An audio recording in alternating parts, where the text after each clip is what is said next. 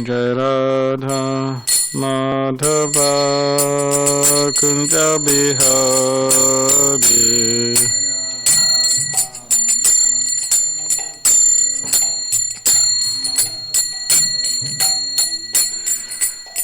Jai Radha Madhava Kunja Bihari Gopijana Vallabha Girivaradari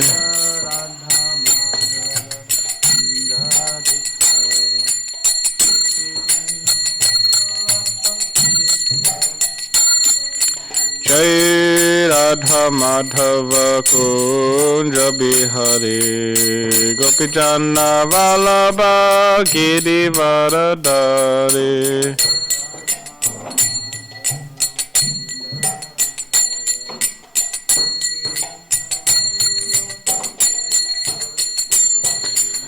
Yashoda Nandana Braja Jana Ranjana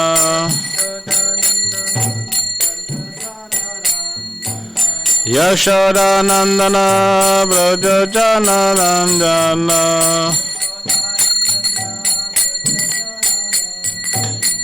Yamuna Tiravana Chari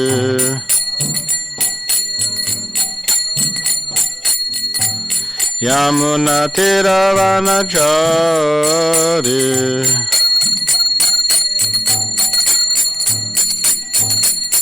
Jai Radha Madhava Kunja Bihari Gopijana Vallabha Girivaradari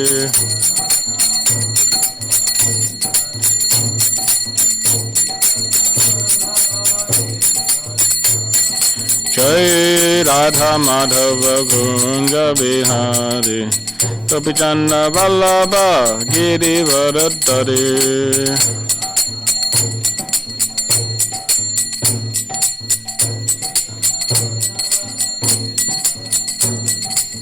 Jai Radha Madhava Kunja Bihari Gopijana Vallabha Girivaradari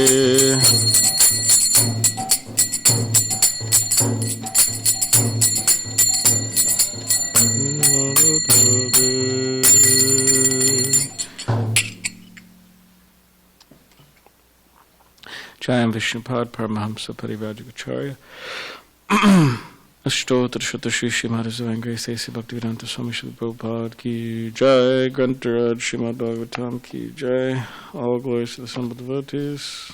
All glories to the Assembled Devotee. All glories to the Assembled Devotee. All glories to Shri Guru and Shri Gauranga.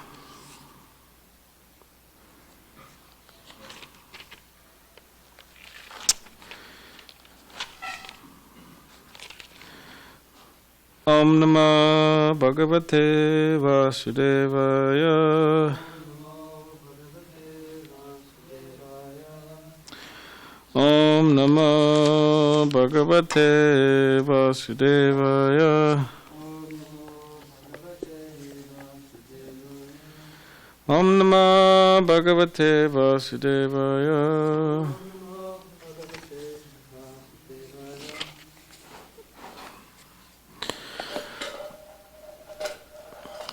I just need the book.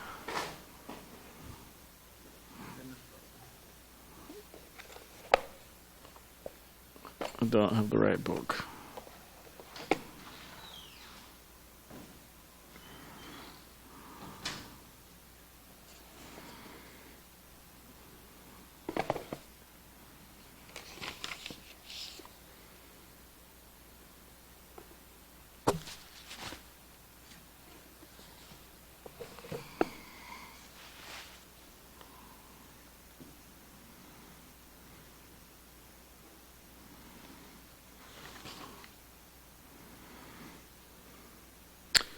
Alright, so this morning we are reading from Srimad Bhagavatam.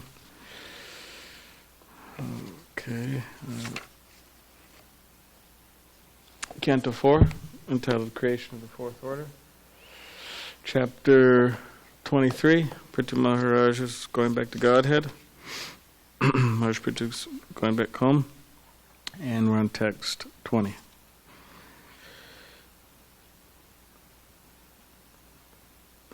Ativa Bhartor Vratadharma Nishtaya Shushu Shaya Charsha Daha Yatraya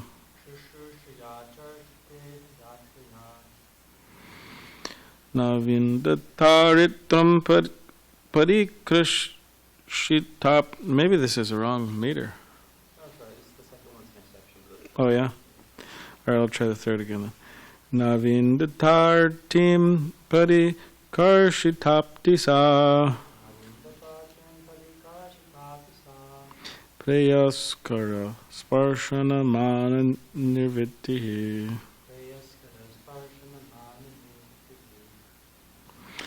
Ativa Bhartor Vratadharma Nishtaya Shushu Shaya Charshadeha Yatraya Navindataritim Parikarshitaptisa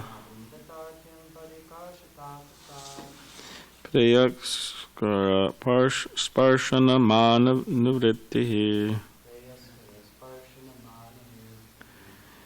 Ativa Bhartor Vratadharma Nishtaya Shushu Shaya Charshadeha Yatra Ya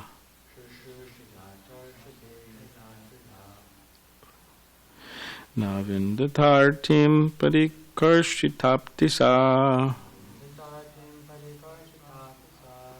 Prayakshara Sparshana Mana Nirvitihi.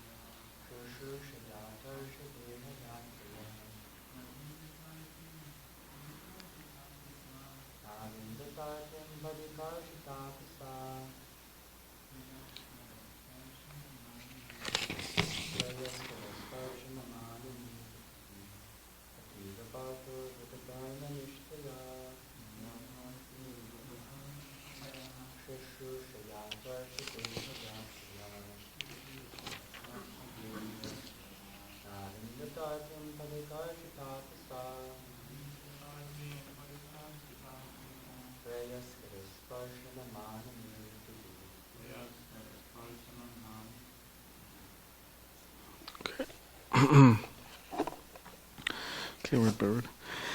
Ativa, very much. Bhartuhu, of the husband. Vratadharma, vow to serve him. Nishtaya, by determination. Shaya, by serving. Cha, also. Arsha, like the great saintly sages. Deha, body. Yatraya, living condition.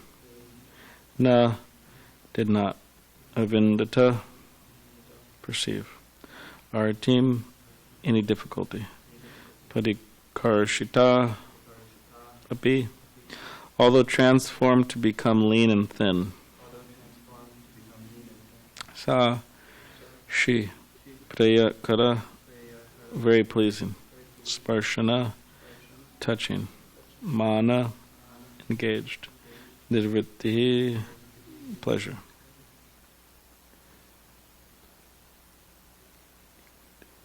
Translation. Although she was not accustomed to such difficulties, Queen Archie followed her husband in the regulative principles of living in the forest like great sages. She lay down on the ground and ate only fruits. flowers, and leaves, and because she was not fit for these activities, she became frail and thin.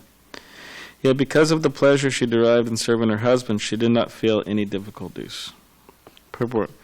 The words Vartor Vrata Dharma Nishtaya indicate that a woman's duty, a religious principle, is to serve her husband in all conditions. In Vedic civilization, a man is taught from the beginning of his life to become a brahmachari, then an ideal grihastha, then vanaprastha, then sannyasi. And the wife is taught just to follow the husband strictly in all conditions of life. After the period of brahmacharya, a man accepts a householder's life. And the woman is also taught by her parents to be a chaste wife. Thus, when a girl and boy are united, both are trained for a life dedicated to a higher purpose.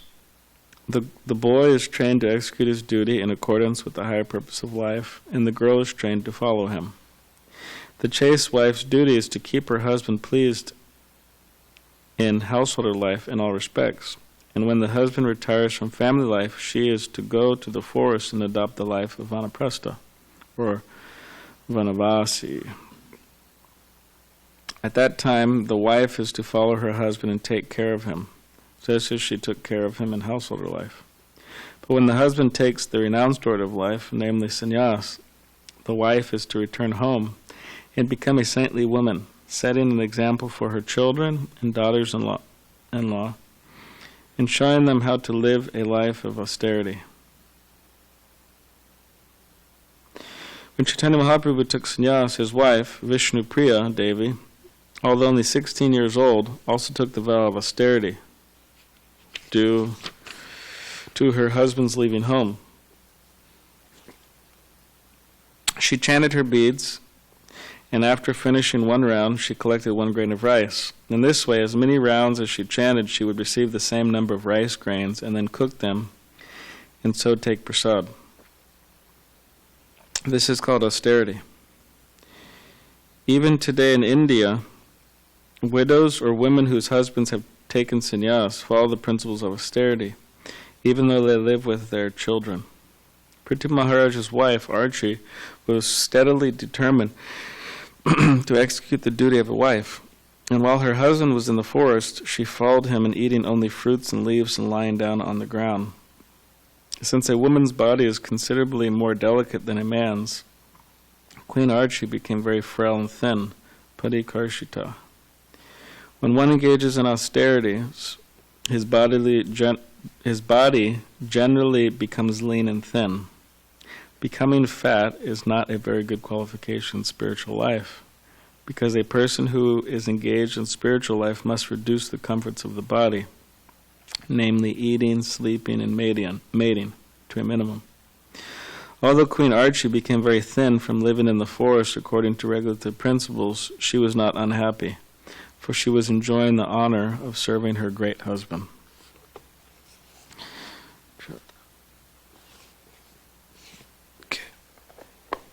Om Ganitabrandasya Kananjana Shalakaya Chukshudamaditamena Tasmai Shri Gurave Namaha Makam Karitivachalam Pangam Langate Girim Yadkripatamaham Vande Shri Gurun Dinitaranam Vancha Kapatribhishcha Kripa Sindhu Bevacha Patitanam Pavanebhyo Vaishnavebhyo Namo Namaha Jaya Shri Krishna Chaitanya Prabhu Nityananda Shri Advaita Gadadhar Shivasadi Gaura Bhaktivinda Hare Krishna Krishna Krishna Hare Hare Hare Rama Rama Rama Hare Hare.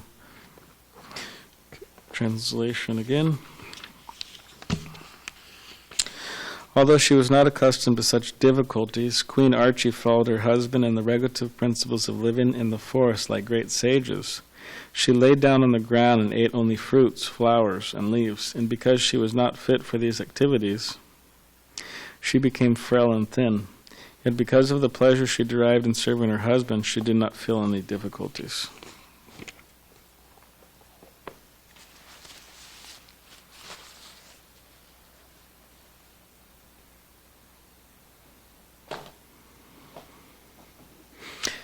So just on a side note before we get into the verse and purport, the other day, very the other day we were talking about, a devotee asked me about, specifically this devotee right here, Kunacharna Prabhu. He asked me about Balaram, because sometimes we hear that Lord Balaram has his own gopis. And it's said like that, yeah, you hear that often, and I said that the other day. So, and sometimes what we find in the verses of the Bhagavatam, not all the details, the essence of Krishna's pastimes are in the Bhagavatam, the 10th canto. But some of the details are not always in the verse. I mean, how much can you put in a book? Just one canto. So there's, therefore we have purports. We have commentaries by our acharyas, and they give more details. And specifically, Vishwanath Chakravarti Thakur, he gives so many details about Krishna's pastimes. It's amazing. Everybody should read the commentaries of Vishwanath Chakravarti Thakur of the 10th canto. So many more details are there. And he's not, I mean, he's our acharya, so we accept, So anyways, in this particular verse of the Balaram goes to Vrindavan, which is in the 10th canto, chapter 65, so text 17, it says, Balaram, the personality of Godhead, resided there for 2 months of Madhu and Madhava, and during the nights he gave his cowherd girlfriends conjugal pleasure. Purport by Vishwanath Chakravarti Thakur, short purport. According to Sridhar Swami, the month of Madhu is Chaitra and Madhava is Vishaka, the first 2 months, spring of the year. So it's springtime. Sridhar Swami states that the gopis who enjoyed conjugal affairs with Balaram during his visit to Gokul had not taken part in Krishna's rasa dance, being too young at the time. So that's something, it's not clearly stated in the Bhagavatam, but it's stated in the purport. So the gopis were too young at the time when Krishna performed his rasa leela. So Balaram came back and they're older. So he had. And then it says, Srila Jiva Goswami says that during the pastime of Holi, when Krishna killed Shankachuda, the gopis Balaram enjoyed with were different from the ones Krishna enjoyed with. So, when is that pastime Holi usually celebrated? Spring, right? Okay, that's what I thought, yeah.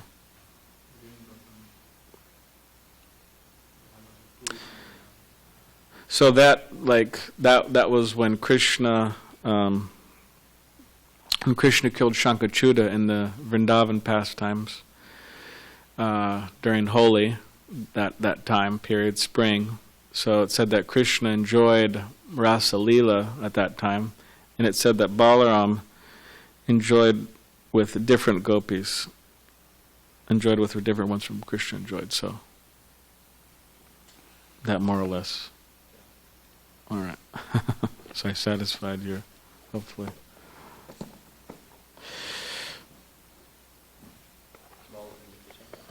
I don't know. Oh, Varshana's not coming? Oh. All right. So back to the verse and purport. So yes, here in the verse and purport we're continuing hearing the glories of Archie, which Prithu Maharaj's glorious wife. And yes, as we've been hearing, Prithu Maharaj, he entered the forest. And now in these verses, the last verse and this verse, and we're hearing more and more about Archie and how she was following him dutifully in his austerities, which, yeah, I mean, you could imagine it's quite intense because, I mean, she was a queen, and it wasn't like she was a queen in name only, like she was a real queen. And that means she was used to a life of opulence, of comfort, of, nothing even close. We can't even imagine the amount of opulence and luxury she lived in, and then her entering the forest, which for anybody, I mean, it's difficult to live in a forest. I mean, sometimes people have a difficult time just living in the temple. I mean, in comparison to a forest, I mean, like this morning, we're not going to be having fruits and flowers and maybe some fruits, but we're not going to be having some flowers and leaves for breakfast, twigs or tree bark or anything like. And so many, the cold weather and the heat and laying on the ground, just like living in the forest. It's really intense, actually. Try doing it sometime, if you can. Maybe, I don't know. I don't know if that's. Anyways. So it's really intense, but still she followed him, and she underwent those difficulties following Prithu Maharaj, and that it's actually absolutely amazing because Prithu Maharaj, the Vedic civilization, how the Vedic civilization is arranged, he was a brahmachari at one point. Okay, it may not say this in the text, but that's how things were. You were trained as a brahmachari.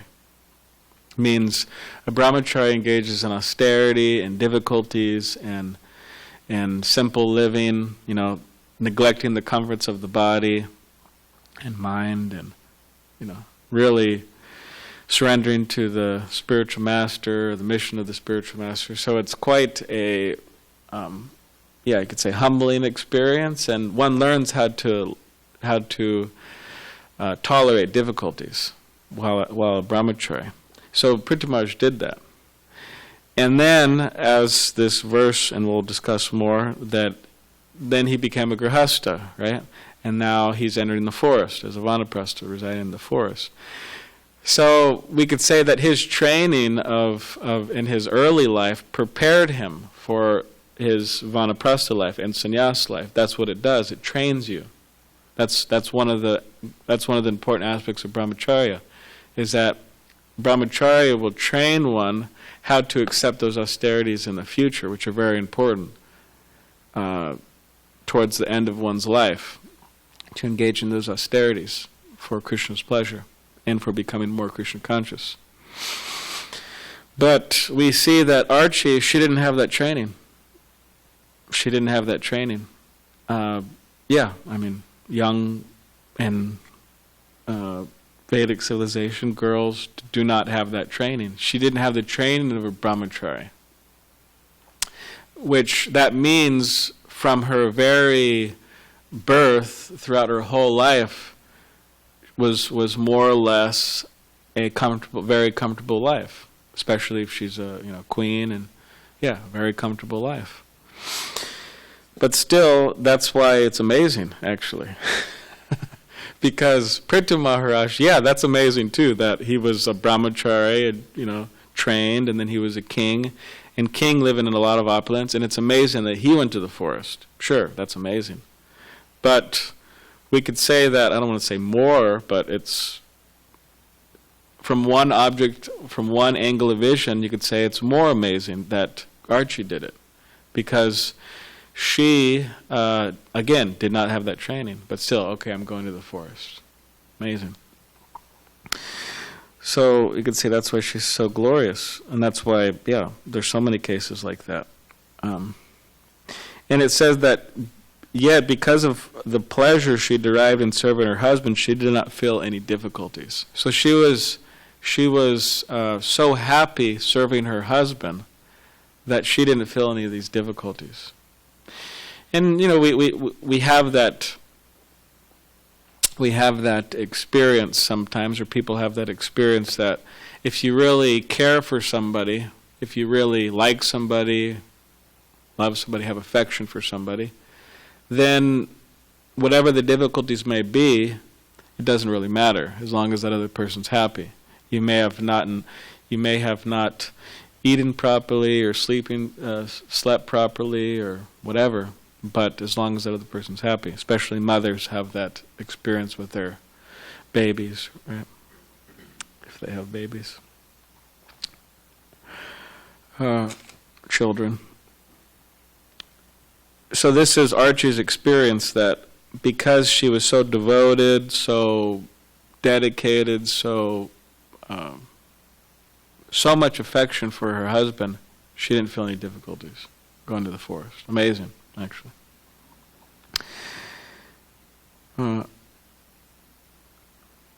So yeah, again, Vedic civilization, specifically for the men, it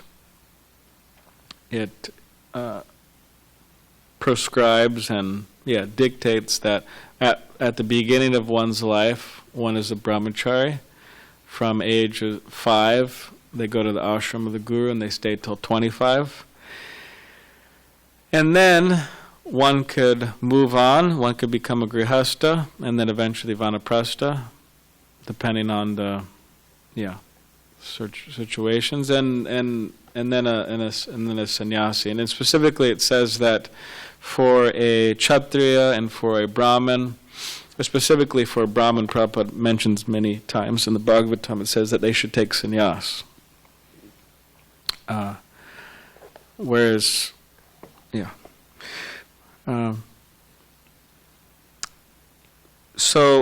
But one doesn't have to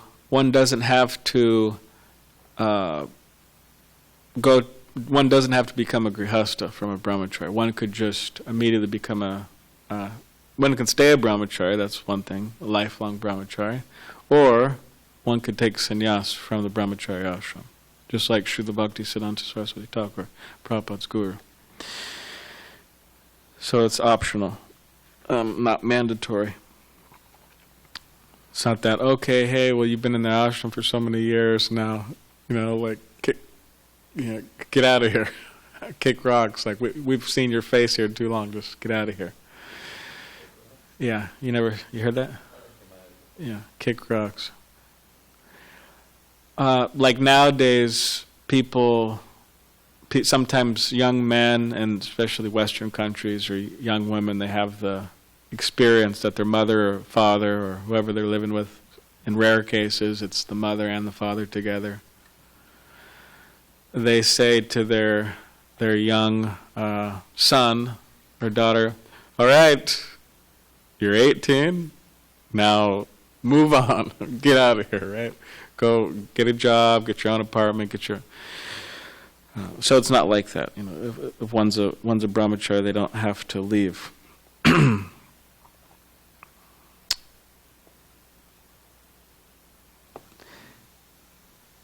So, in this training is important because it trains one in austerity, accepting difficulties for the service of the spiritual master, and it qualifies one. Actually, it qualifies one to enter into society. Society means society of grihastha, society like that, specifically grihastha ashram. It qualifies one. And it qualifies one to be a sannyasi, brahmachari training.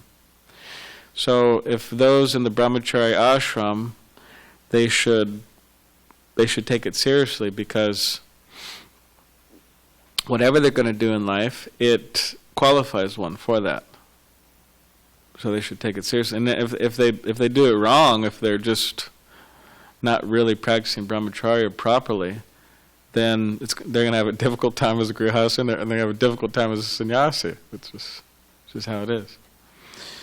So they have to practice properly. And we see that here the verse, or the purport is stating that a woman, or a girl specifically, is trained otherwise. Means she's trained differently than a brahmachari, a young boy. She's not sent to an ashram, she stays at her house. And she's not trained practically at all like a brahmachari. And she's trained to be a chaste wife. And chaste. So nowadays we see the opposite with people. Men, young boys, are not trained to be brahmacharis. They're trained otherwise. Practically the complete opposite. Just to let the senses run wild. Not control the senses. No Vedic knowledge they develop, no sense control, no respect for elders, or no idea of accepting a guru, none of this. Just, you have senses, and right, Just, let them run wild, and if you could at the same time get a high school diploma and a college diploma while your senses are run wild, you're like really, you're really on top of things, right? There's no real training to become a proper or a productive, specifically spiritually productive human being. Or even just training to be a human being, actually. There's just not training. So they're trained how to be, as Prabhupada would say sometimes, woman hunters. Or sometimes Prabhupada would say, sex mongers. Just, that's all they really know. That's an unfortunate state of young men these days. And women, in most cases, specifically we're talking about modern cases, they are not trained to be chaste women. They're trained otherwise. They're also just, whatever makes you happy, means whatever makes your senses happy. It doesn't really matter. In the sense that, again, there's no training in how to be chaste. Specifically, chastity referring to sexuality. It's not. Women are not educated in that regard, either. Like, for example, within New Zealand, I was hearing one devotee, he was telling me that nowadays the culture, people, young girls and young boys, they become girlfriend and boyfriend, which from the Vedic perspective is just not good, to say the least.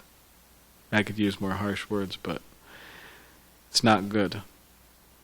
The Vedic system is young woman, and as Prabhupada states here, Vishnu Priya was 16 years old. Mahaprabhu was 24, Chaitanya Mahaprabhu. And the idea behind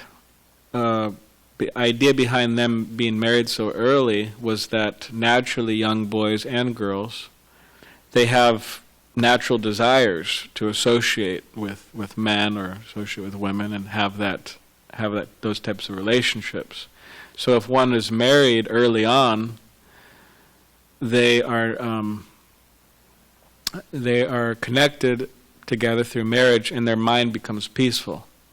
A woman's mind becomes peaceful. A man's mind becomes peaceful. Not that it's just always disturbed with all these different thoughts and desires.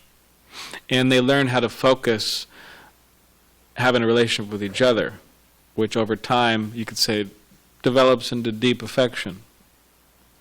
Of course, that has to be carefully done as well, because you don't want to develop a relationship with someone and completely forget Krishna, but yeah. So, but nowadays, as this devotee was telling me, in New Zealand, he was saying that he was talking with another devotee, and he was saying how it's quite normal that within the householders, or you could say griha-medis, really. Griha-medis means materialistic householders. In their households, non-devotees, specifically non-devotees, means the general population, the general culture, materialistic culture. It's considered a norm to let your, for example, he was saying, a mother and a father would let a boyfriend spend the night at their house with their young daughter.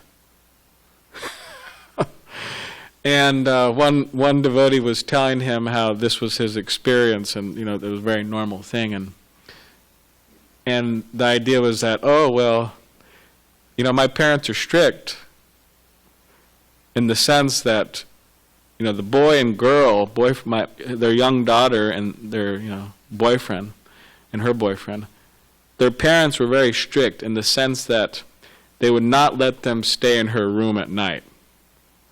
They would let them stay in the living room at night. So they're really strict, Let them stay in the living room, they're really strict, right? So, in other words, where's the chastity? And people they think, oh, okay, well, at least my young girl's not running all over town and with with a bunch of men. At least they're here at my house, right? But it's uncultured. It's degrading. It's wrong, according to Vedic civilization. Prabhupada says that in the Bhagavatam says in the 7th canto verse and purport, it says, a civilization which lets women and men mix freely is not a human civilization. Prabhupada says it's animal civilization. In other words, the lust has to be checked. It has to be controlled. Because if it's not controlled, one's consciousness becomes hijacked by it, and therefore one does not attain the goal of life, Krishna consciousness. That's the problem. So that's why there's all these regulations there, not because it's a society that's just trying to restrict people and make people unhappy by following all these useless rules and regulations, but the whole purpose of all these rules and regulations are just so people could become Krishna conscious and develop Krishna prem, love for Krishna. So we see that it's the complete opposite. I mean, this devotee was also saying, sorry to say, but saying that he was talking with some young girls, and they were saying that from a very young age, from 12 or whatever to 16, they had so many men in their lives, boyfriends, which means illicit sexual connections with other men. I mean, it's just, what does that do to your mind? What does that do to their mind? That's not how it's supposed to be. It just doesn't work. I mean, people wonder why society's so chaotic. It's disturbing to the individual. So therefore, the Vedic civilization is that, or the civilization. When we say Vedic civilization, it means specifically the civilization that Krishna is setting up, and the Bhagavatam is explaining. It's not like that at all. Women are trained to be chaste, which means a woman from the young age should be, of course, from a young age should be married, and she should marry a man who is a qualified brahmachari, or he was a qualified brahmachari, he wants to be a householder. That's the system. And also men, it doesn't mean men just going around, with a bunch of women. It's that chastity from the man and the woman is maintained until marriage, and then in marriage it is only for raising Krishna conscious children, household life. It's not just like unrestricted license. It's a restricted license. And in this way, one has a chance. There's a chance of having a peaceful society of Krishna conscious people. A wonderful, peaceful society where things are where people are happy. So these ideas that are being brought up in the Bhagavatam, they're not just old ideas or old-fashioned ideas that we're just meant to kind of think about or meditate. Oh, that's kind of amusing how things used to be, but these are actually the ideals that we're supposed to strive for. Like Archie, she's an ideal example for women, and Prithu Maharaj is an ideal example for a man. So now, of course, we may be very far from that, as individually or collectively as a society, but Srila Prabhupada, his, you could say, transcendental dream was to arrange things like that. We would take over the world, and of course it doesn't seem we have a hard time taking over SanDiego, but at least within our own lives, individually and collectively, we could try to understand the essence of the instructions of the Bhagavatam and the examples of the devotees in the Bhagavatam. And of course, our lives may not completely look like Archie and Prithu Maharaj's.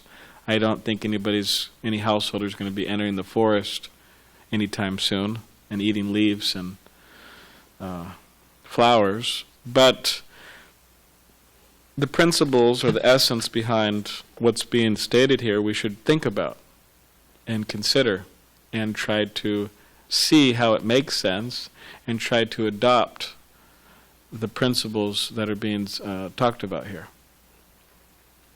and not just reject them as kind of like things of old time and has no meaning in our present day life. We should try to see how it does.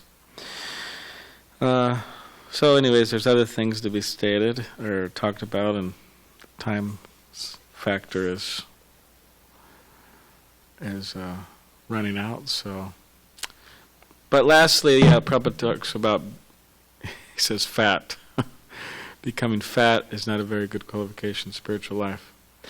And what we could state from here is that, of course, as Bhakundacharya was stating yesterday about Ayurveda, according to Ayurveda, there's different bodies. Certain bodies are more weighty than others, or thinner than others. But the principle here is that one should not, devotees should be healthy in the sense that regularly exercising, taking care of the body, eating properly, not gorging unnecessarily on prasad, foodstuffs, and having a healthy life, preservation of the body, not just again letting the senses run wild, and also falling into the mode of ignorance by not taking care.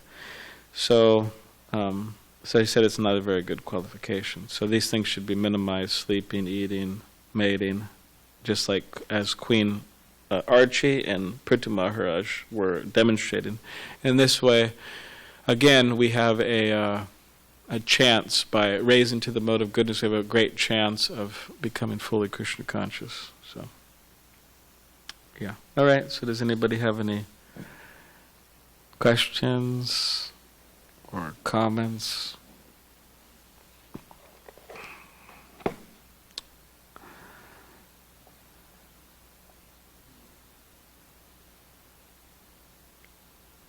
All right.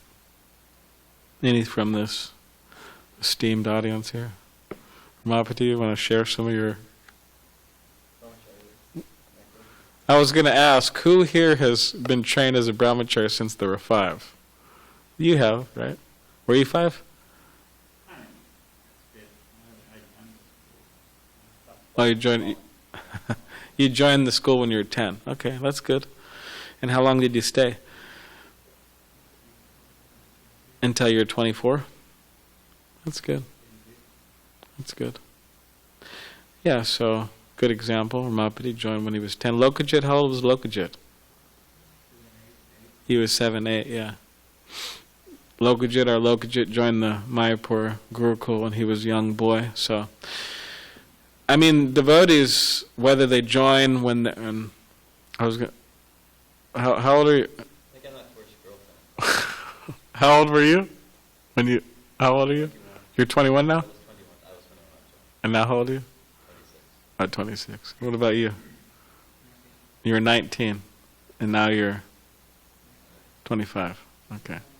So 19 and 25, and then 21 and 26. Okay.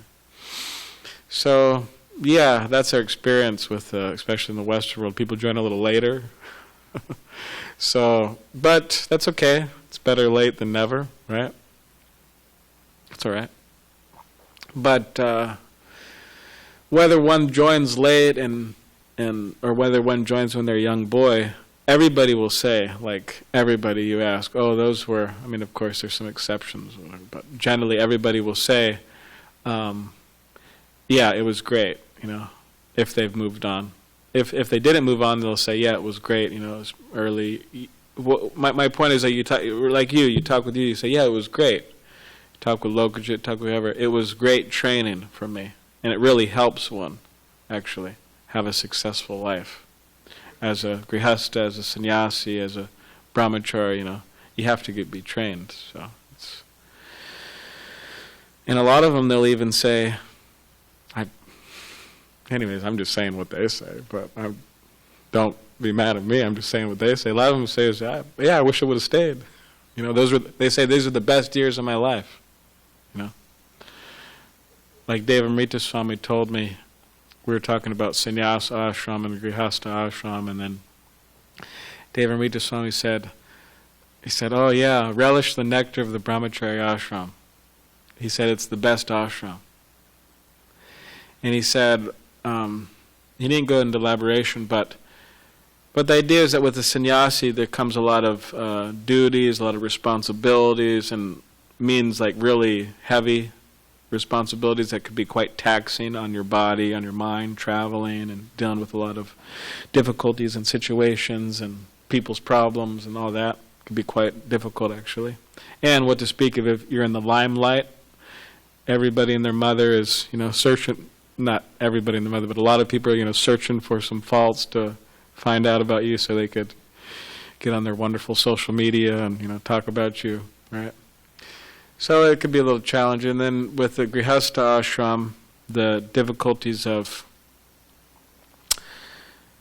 trying to get money and trying to take care of family and trying to, some difficulties may come up with in the relationships of the children and wife and this and that. And so there are some hardships there too. But anyways, according to Devamrita Swami, he was saying that just relish the nectar of brahmacharya ashram because he was saying it's a very glorious ashram. Now, of course, that doesn't mean that those who are in the Grihastha ashram, or doesn't mean that the brahmacharya ashram, those in the brahmacharya ashram are more advanced spiritually. It doesn't mean that. It just says, the point is it just awards a very special facility. But again, there's many grihasthas and many sannyasis who are very enthusiastic and very dedicated and very determined and very advanced, I would say, than, some in the brahmacharya ashram. So. All right, any last? Okay. All right, Grantaraj Srimad Bhagavatam ki jai, Srila Prabhupada ki jai, Archie ki jai.